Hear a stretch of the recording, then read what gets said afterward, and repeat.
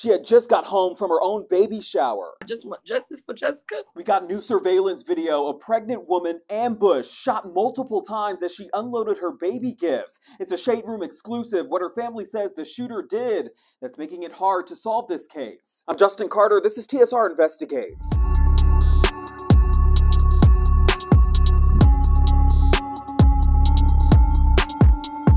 It's an interview you're only going to see right here on the Shade Room. For the first time, the family of Jessica Covington speaking out, saying that whoever killed her was calculated.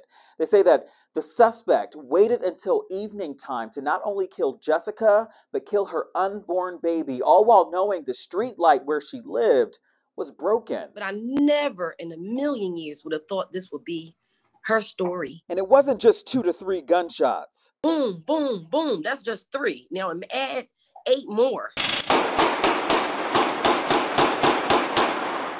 Philadelphia police just releasing this new surveillance video of a light-colored Cadillac Seville. It was seen circling Jessica Covington's block, even doing a U-turn at one point, 10 minutes before she was shot and killed.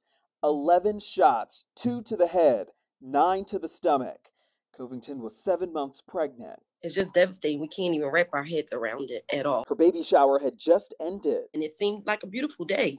She told my aunt how happy she was and, you know, that it turned out so pretty. Antonia Johnson was out of town. She couldn't attend her cousin's baby shower, but she says that Jessica walked her disabled mother up the steps and started carrying her own gifts inside the house. It was unusual, though, because she was doing all of this alone and very pregnant. They said the car wound up parking, getting out of the car, walking up to her close range, and just ambushing her. Philadelphia District Attorney Larry Krasner. Her child was pronounced 2. No arrest has been made at this time by the PPD. No weapon has been recovered.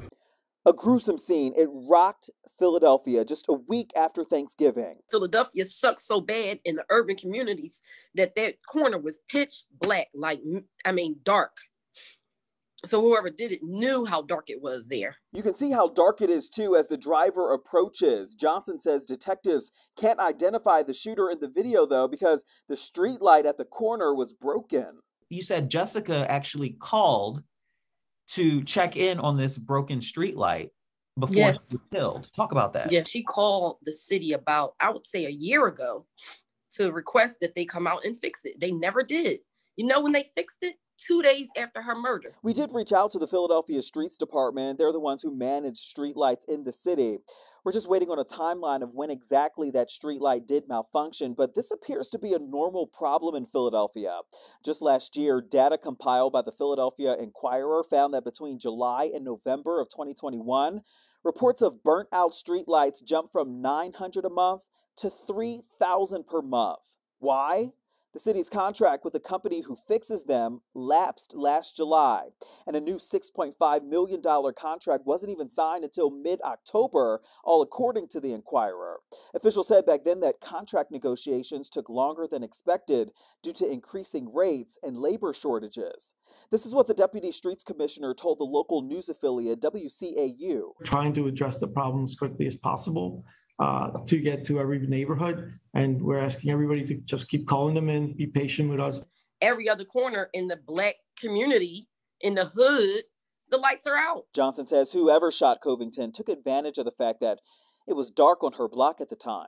It would have changed things. We would have been able to see the license plate. We've been able to maybe see more detail of what happened to help resolve it. She says police do have eyes on Jessica's boyfriend, who was at the baby shower that day but left early. We're not revealing his name or showing his face because he hasn't been charged in this case, but Johnson says that he is in police custody on an unrelated gun charge. She says police were able to prove he was elsewhere when the shooting happened. Do you feel like they were happy, or they were happy together? She decided she didn't want to be with him anymore. She was just going to have the baby on her own and just move on. There's something about him wanting a polyamorous relationship with her prior to this happening. So of course that puts questions in our minds. It's like, okay, is there a third party involved that he was dealing with that did this? I don't want to pinpoint someone who's innocent either, because that's not my heart. You know, I just want justice for Jessica. but I feel like he knows something and he has something to do with it. I don't know.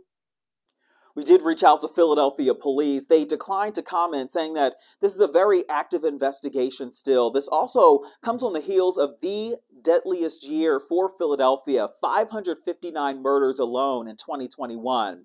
A $50,000 reward is being offered for any information leading to an arrest in this case. The number you can call is 215-686-8477. For TSR Investigates, I'm Justin Carter.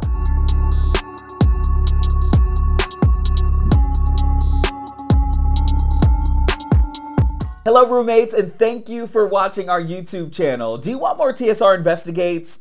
Be sure to subscribe and check us out at theshaderoom.com.